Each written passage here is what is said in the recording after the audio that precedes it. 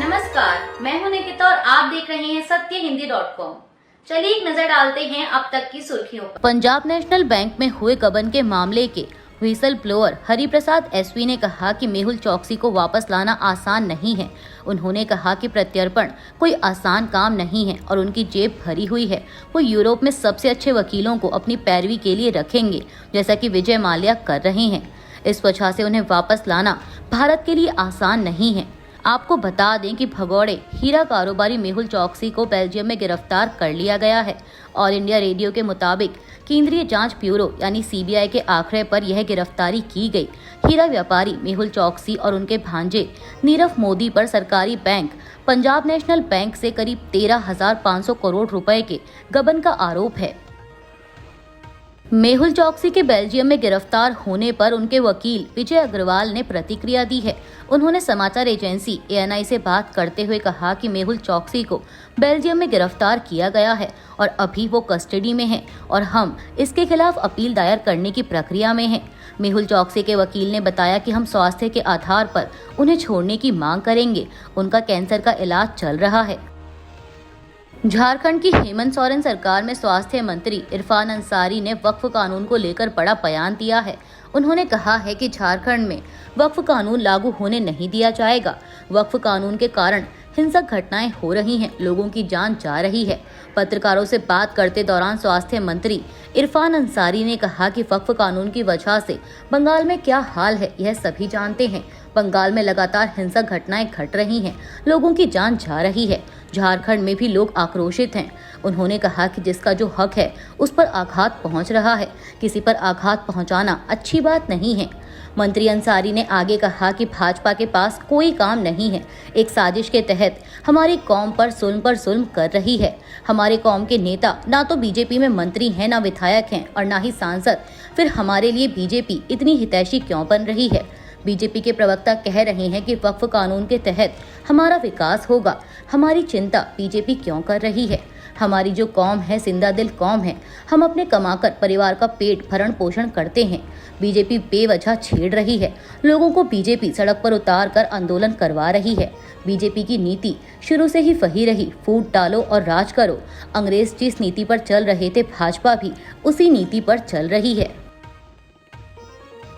केंद्रीय कानून मंत्री अर्जुन राम मेघवाल ने सोमवार को पश्चिम बंगाल की मुख्यमंत्री ममता बनर्जी की इस टिप्पणी को सही नहीं बताया कि संशोधित वक्फ कानून राज्य में लागू नहीं किया जाएगा। केंद्रीय मंत्री ने कहा कि उन्होंने नागरिकता संशोधन अधिनियम के दौरान भी इसी तरह की टिप्पणी की थी, लेकिन CAA पश्चिम बंगाल में लागू किया गया था। पश्चिम बंगाल के मुर्शिदाबाद जिले में वक्फ संशोधन अधिनियम को लेकर हुई हिंसा पर एक सवाल के जवाब में कानून मंत्री ने कहा कि मुख्यमंत्री का यह बयान कि पश्चिम बंगाल में कानून लागू नहीं किया जाएगा सही नहीं है। बिहार के उप मुख्यमंत्री सम्राट चौधरी ने सोमवार को कहा कि NDA राज्य में सत्ता बरकरार रखेगी और JDU अध्यक्ष नीतीश कुमार के नेतृत्व में अगली सरकार बनाएगी। भाजपा नेता एक समारोह के दौरान पत्रकारों से बात कर रहे थे, जहां कुमार ने अंबेडकर समग्र सेवा अभियान की शुरुआत की। इस अभियान का उद्देश्य यह सुनिश्चित करना है कि आदिवासियों और दलितों के लिए बनाई गई योजना सभी इच्छित लाभार्थियों तक पहुंचे। इस दौरान सम्राट चौधरी ने कहा कि बाबा साहेब अम्बेडकर की जयंती पर एक अभियान शुरू करने के लिए मुख्यमंत्री नीतीश कुमार को बधाई, जो SC और ST के लिए उनकी गहरी चिंता को दर्शाता है। यूक्रेन के राष्ट्रपति व्लादिमीर जेलेंस्की ने अमेरिकी राष्ट्रपति डोनाल्ड ट्रंप को यूक्रेन आने के लिए आमंत्रित किया है। जेलेंस्की ने कहा है कि युद्ध समाप्त करने के लिए रूस के साथ कोई भी समझौता करने से पहले ट्रंप यूक्रेन की यात्रा करें। उनका कहना है कि कृपया किसी तरह के फैसले, किसी तरह की वार्ता से पहले यहाँ आएं और लोगों को देखें, सेना को देखें। हॉस्पिटल, चर्च तबाह हो चुके हैं या मारे गए बच्चों को देखिए। जेलेंस्की ने ये बातें CBS न्यूज़ के 60 मिनट्स प्रोग्राम में कही हैं। यह इंटरव्यू रविवार को यूक्रेन के सूमी शहर पर हुए रूसी मिसाइल हमले के पहले रिकॉर्ड हुआ था। इस हमले में 34 लोगों की मौत हुई थी, जिनमें 2 बच्चे भी शामिल हैं। इसके अलावा 117 लोग घायल भी हुए थे। अभिनेता सलमान खान को मिली धमकी के मामले में वर्ली पुलिस स्टेशन में मामला दर्ज किया गया है। मीडिया रिपोर्ट्स के मुताबिक मुंबई पुलिस के हवाले से बताया गया कि ये मामला IPC के सेक्शन 351(2)(3) के तहत दर्ज किया गया है।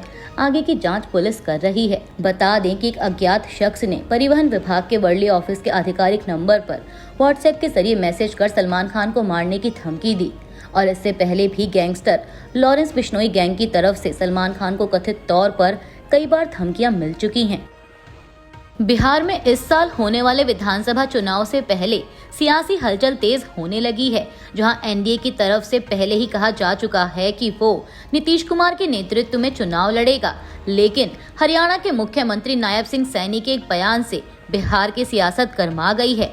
दरअसल सीएम सैनी ने कहा कि हरियाणा के बाद अब बिहार की बारी है। यह विजय की पताका रुकनी नहीं चाहिए। विजय का झंडा बिहार के अंदर भी फहराया जाएगा और हमारे सम्राट चौधरी के नेतृत्व में विजय का झंडा फहराया जाएगा। सीएम नायब सिंह सैनी जब यह बात बोल रहे थे तब सम्राट चौधरी वहीं मौजूद थे। अब नायब सिंह सैनी का ये बयान ऐसे समय में आया है जब केंद्रीय गृह मंत्री अमित शाह कह चुके हैं कि नीतीश कुमार के नेतृत्व में एनडीए आगामी बिहार विधानसभा का चुनाव लड़ेगा। ऐसे में हरियाणा सीएम का बयान नीतीश कुमार के लिए टेंशन खड़ी करने वाला है, क्योंकि एनडीए नेताओं की तरफ से भले ही समय समय पर यह जरूर कहा गया है कि नीतीश कुमार के नेतृत्व में चुनाव लड़ेंगे, लेकिन चुनाव के बाद वही मुख्यमंत्री बनेंगे या नहीं यह तय नहीं है और न ही एनडीए की तरफ से सीएम फेस को लेकर अभी कोई आधिकारिक पुष्टि की गई है। हरियाणा के मुख्यमंत्री नायब सिंह सैनी के इस बयान पर जेडीयू ने भी पलटवार किया है। पार्टी ने कहा है कि बिहार विधानसभा चुनाव नीतीश कुमार के नेतृत्व में ही लड़ा जाएगा और इसकी घोषणा खुद बीजेपी आलाकमान की ओर से भी की जा चुकी है। जेडीयू के प्रवक्ता नीरज कुमार ने कहा कि देश के गृह मंत्री अमित शाह जी ने खुद कहा है कि 2025 का चुनाव नीतीश कुमार के नेतृत्व में लड़ा जाएगा। डिप्टी सीएम सम्राट चौधरी ने भी यही बात कही है और एनडीए के सभी घटक दलों के प्रदेश अध्यक्षों का भी यही मत है। जब सभी नेता और दल एक स्वर में कह रहे हैं कि चुनाव नीतीश कुमार के नेतृत्व में लड़ा जाएगा, तो इस बयान का एक ही निहितार्थ है कि नीतीश हैं तो निश्चिंत हैं। प्रधानमंत्री नरेंद्र मोदी ने सोमवार 14 अप्रैल को हिसार से अयोध्या के लिए वाणिज्यिक उड़ान को हरी झंडी दिखाई और हिसार के महाराजा अग्रसेन हवाई अड्डे के नए टर्मिनल भवन की आधारशिला रखी। इस दौरान पीएम मोदी ने कांग्रेस पर भी जमकर निशाना साधा। उन्होंने बीआर अम्बेडकर की जयंती पर एक सभा को संबोधित करते हुए कहा कि हमें ये भूलना नहीं है कि कांग्रेस ने बाबा साहेब के साथ क्या किया। जब तक बाबा साहेब जीवित थे, कांग्रेस ने उन्हें अपमानित किया, दो बार उन्हें चुनाव हरवाया। कांग्रेस ने उनकी याद तक मिटाने की कोशिश की। कांग्रेस ने बाबा साहेब के विचारों को भी हमेशा के लिए खत्म कर देना चाहा। डॉक्टर अम्बेडकर संविधान के रक्षक थे, लेकिन कांग्रेस संविधान की भक्षक बन गई है। पीएम मोदी ने आगे कहा कि कांग्रेस ने देश में एससी, एसटी और ओबीसी को दूसरे दर्जे का नागरिक माना। गांव में हर 100 घरों में से केवल 16 घरों में ही पाइप से पानी की सुविधा थी और जबकि कांग्रेस के नेता स्विमिंग पूल जैसी सुख सुविधाओं का आनंद लेते थे। सबसे ज्यादा प्रभावित एससी और एसटी और ओबीसी थे। आज जो गली गली में जाकर भाषण झाड़ रहे हैं, वे कम से कम हमारे एससी, एसटी और ओबीसी भाइयों के घर तक पानी तो पहुंचा देते। पीएम मोदी ने आगे वक्फ कानून को लेकर भी कांग्रेस पर हमला बोला। उन्होंने कहा कि कांग्रेस ने सिर्फ कुछ कट्टरपंथियों को ही खुश किया है, बाकी समाज बेहाल रहा, अशिक्षित रहा, गरीब रहा। उन्होंने कांग्रेस पर तीखा हमला करते हुए उस पर तुष्टीकरण की राजनीति करने का आरोप लगाया और पार्टी को चुनौती दी कि वह किसी मुस्लिम नेता को अपना अध्यक्ष बनाए। पीएम मोदी ने वक्फ अधिनियम का विरोध करने के लिए कांग्रेस की आलोचना करते हुए कहा कि कांग्रेस ने हमेशा मुस्लिम कट्टरपंथियों का तुष्टीकरण किया है और नए कानून के खिलाफ उनका विरोध इसी बात को साबित करता है। पीएम मोदी ने कहा कि अगर आपको मुसलमानों से इतनी ही हमदर्दी है तो किसी मुस्लिम को पार्टी अध्यक्ष क्यों नहीं बनाते। चुनावों में 50% सीटें मुसलमानों को दीजिए। प्रधानमंत्री मोदी ने कहा कि कर्नाटक सरकार ने अनुसूचित जाति, जनजाति और पिछड़े वर्गों के अधिकार छीन लिए और धर्म के आधार पर आरक्षण दे दिया, लेकिन बाबा साहेब अम्बेडकर ने साफ तौर पर कहा था कि धर्म के आधार पर आरक्षण नहीं दिया जाएगा। कांग्रेस की तुष्टीकरण की राजनीति ने मुस्लिम समुदाय की मदद नहीं की, बल्कि उन्हें नुकसान ही पहुंचाया है। अभी के लिए बस इतना ही। बाकी की खबरों के लिए जुड़े रहिए सत्य हिंदी.com के साथ।